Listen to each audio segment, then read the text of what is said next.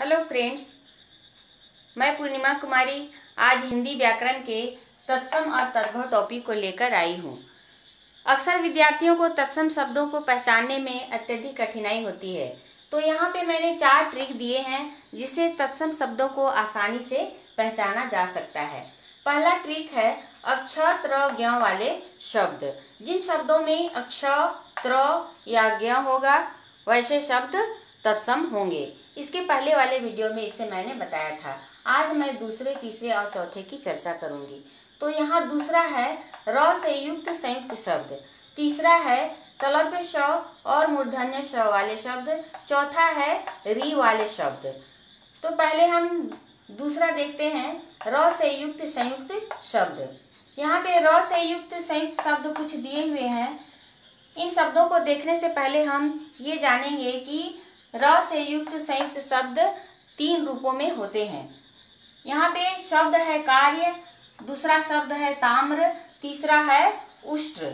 इन तीनों शब्दों में ये तीनों शब्द र से युक्त संयुक्त शब्द हैं, लेकिन तीनों को लिखने का तरीका अलग है। यहाँ कार्य में य व्यंजन में जो ऊपर में जो चिन्ह दिया हुआ है इसे रेफ कहते हैं। यह र का एक संयुक्त रूप है। दूसरा है ताम्र शब्द में जो इस तरह का चिन्ह दिया हुआ है, म व्यंजन में जो ऐसा चिन्ह दिया हुआ है, यह र का दूसरा रूप है। तीसरा है जो कि उष्ट्र शब्द में दिया हुआ है। ये ट में जो चिन्ह दिया हुआ है यह र का तीसरा रूप है। ये वैसे व्यंजनों में दिया जाता है जो कि गोल वाले व्यंजन होते हैं, जैसे ट, ठ, ड, ढ, इन सभी में इस तरह का चिन्ह दिया जाता है। तो आज हम देखेंगे कि ऐसे कुछ शब्द हैं जो तत्सम शब्द होते हैं, जो र से युक्त संयुक्त शब्द हैं। तो यहाँ पे शब्द है, इधर तत्सम दिया हुआ है, इधर तद्भव दिया हुआ है। तो कार्य तत्सम शब्द है, उसका तद्भव है काम।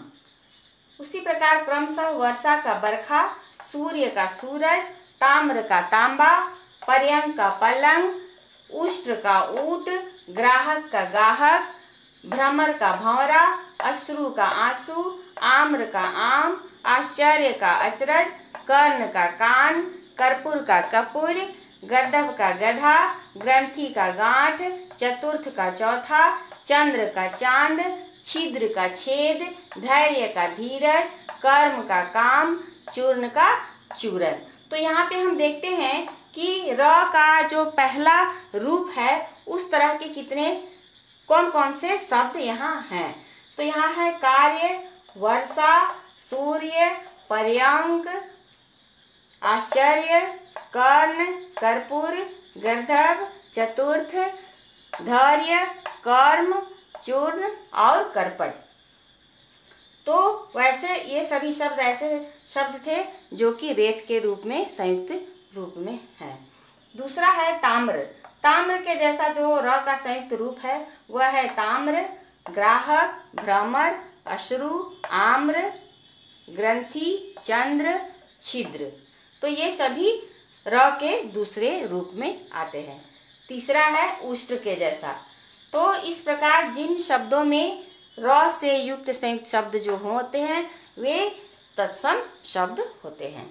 आगे तीसरा हम देखते हैं, जिन शब्दों में तलव्य श होगा या मूर्धन्य श होगा वैसे शब्द तत्सम होते हैं। यहाँ पे मैंने कुछ शब्द दिए हैं, इधर तत्सम है, इधर तद्भव है।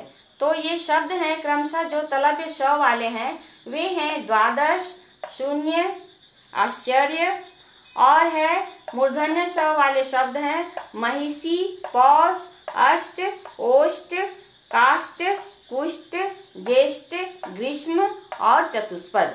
तो इनका तत्सम रूप, इधर तत्सम दिया हुआ है, इधर तद्भव दिया हुआ है। तो क्रमशः हम देखते हैं द्वादश तत्सम शब्द है, उसका तद्भव है 12। उसी प्रकार शून्य का सूना, महिषी का भैंस, पौष का पूस, अष्ट का 8, आश्चर्य का अचरज, ओष्ट का ओट, एकादश का 11, काष्ठ का काठ, कुष्ठ का कोढ़, ज्येष्ठ का जेठ, ग्रीष्म का गर्मी, चतुष्पद का चौपाया। तो इस प्रकार हम देखते हैं कि जिन शब्दों में या तो तलव्य स होता है या मूर्धन्य स होता है, वैसे शब्द तत्सम शब्द होते हैं। उसके बाद चौथा है री वाले शब्द। जिन शब्दों में री की मात्रा लगी हुई होती है वे शब्द तत्सम होते हैं। यहाँ पे मैंने कुछ शब्द दिए हैं।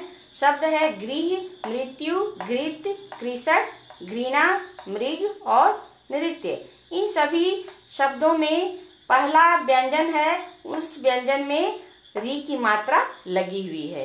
यहाँ गृह में ग में लगा हुआ है, मृत्यु में म में लगा हुआ है, घृत में घ में लगा हुआ है, कृषक में क में लगा हुआ है, घृणा में घ में लगा हुआ है, मृग में म में लगा हुआ है और नृत्य में न में री की मात्रा लगी हुई है।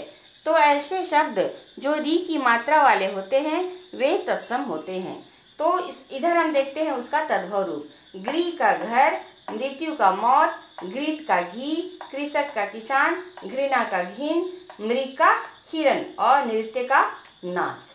तो इस प्रकार जब तत्सम शब्द को पहचानना हो तो हम इन 4 ट्रिक को याद करके आसानी से, यदि ये सब शब्द जो इस ट्रिक से संबंधित हो तो वैसे शब्द यदि एग्जाम में आते हो तो इसे आसानी से समझा जा सकता है। तो आज के लिए बस इतना ही। धन्यवाद।